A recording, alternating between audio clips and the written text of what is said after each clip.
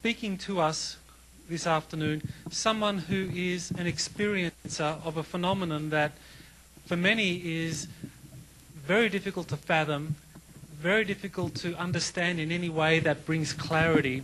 And so we're very fortunate to have someone who is an experiencer, someone who over a period of 30 years or more has had numerous experiences with angelic beings, extraterrestrials, and also has had numerous sightings.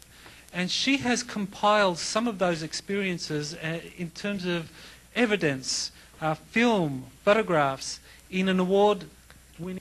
Does bring with her a long history of having had these encounters, experiences, and messages, and she's going to share with us tonight some of her experiences, some of her amazing film footage, and bring a lot of light and clarity to a very puzzling and unfathomable phenomenon. So I introduce Victoria Liljenquist. Thank you. In the most glorious time for this planet as we usher in the new earth. Magical miracles, experiences, phenomena have transpired throughout my life. It all started together when we were just light. And if you ever put your third eye against another person's third eye, and all you see are their eyes, it takes you back to when we were just energy and light and intelligence. I was born in 1955, and I had no veil. As a child, I was experiencing many types of phenomena, and like many of you, I'm sure, as you nod your head, I was an adult, a wise one, an ancient one in a child's body. In 1947, before my conception, my father, a Secret Service agent, was traveling through the Reno Desert, and he was leaving his life as a Secret Service man, being a very prophetic and very special soul he was. He came upon an ancient being in the desert, dressed biblically. Well, in 1947, there were no hippies, so, he was always picking up hitchhikers, and actually, I used to do that. I don't do it anymore, but this being stepped into the car, and he proceeded to tell my father all about his life, all about the universe. Well, my name really had to be. And at an early age, I was demonstrating 100% telepathy with them and having visions and visitations. So at the age of 5, I was sitting in my bedroom with my crystals, as many of you might have been into those things as a child. We sometimes don't know really what we're in for until we start remembering who we are. And I was thinking about the universe. I was thinking about humanity and how we are totally oblivious to the other life forms. 5 years old. I was so deep. And almost too deep for my britches. But at that moment in time, I had a presence come to me. It was androgynous. It was not male nor female. And it did not have wings, but I do feel that it was an angel. And I was told that at the age of 40, I would go among humanity to teach and love and help initiate something grand for this planet. My journey continued on, having visions as a 13-year-old where I saw the Olympics, I saw Salt Lake City, and I saw a cigar-shaped craft coming over the Olympic rings. So when Salt Lake City was nominated for the Olympics, I knew that they would get it. and I knew that I would be there. I happened to leak to one person, well, I'm going to be there because there's a cigar-shaped craft that's coming through.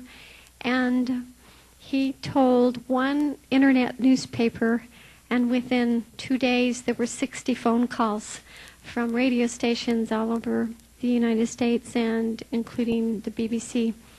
So, Victoria, well, why not? The Olympics, we come together in peace to unite, and it's time for us to unite not only with each other, but with our brothers and sisters of other worlds. So this was, raised a few eyebrows, but as I sat upon the mountain, and I did predict originally that they would come between 1 and 5, and they said, who is it, the cable company, between 1 and 5? And then I narrowed it down and I said, well, they just transmitted it's between 1 and 3. So we had 2 sightings that came in between 2:30 and 2:45. So through my experiences with my encounters, when my father was ready to pass away, he called me to him and he said, do you remember this story? And I, of course, said, yes, I've heard it only 1,000 times sitting around. But he had me always present because there was a reason. And at that time, he told me, that being told me about you. He then passed away, and 10 years, almost to the day that he passed, the ships started showing up in the backyard. Now, I would go to my cabin as a child, and I would go up on top of the mountains, and I was having my experiences. I was seeing the ships. I was having lost time, getting in trouble because I was missing. And so after they started to show up in my backyard, at that time I was living in Salt Lake City, and you will see on slides what happened was that there were beams of light. It's about a 1-inch beam, and it would go all the way around the edge of the ceiling. You know how Peppermill Hotel has lights that go all the way around? Well, this was a beam of light. And I kept thinking, this is too strange. There's nothing coming through my levelers that could do that. Well, thank goodness I had my little dog. And I don't know, how many of you have pets at home? Anybody? Have you noticed that your pets tell you when there's company, and they see things that we don't?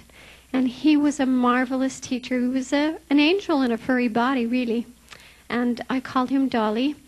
And so he would start panting and looking around, and he was seeing the beams of light also. Well, a few nights later, then the beam started piercing right through the leveler. So we ran outside on the patio, and there the ships were. And thus I start filming the ships pretty much on a nightly basis. All the neighbors would come down. Well, we're going to go watch the ships if they made it through, and they don't bother me now because Larry King talks about it. So. Now, here's the trick question. How many of you have been to the light in a near-death experience? A few. Okay. Well, one of the things that transpired for me in my journey is that I went through 8 surgeries in 7 years, and between 2 of them, my heart went into fibrillation, and I left. And I did go into the light, and I was taken into a room, and we looked down, and it was interesting because we looked down actually at some islands, which I keep thinking, well, we're here now. But this was in 1981, and they told me what I had to come back and do. And then it was very painful to come back into my body.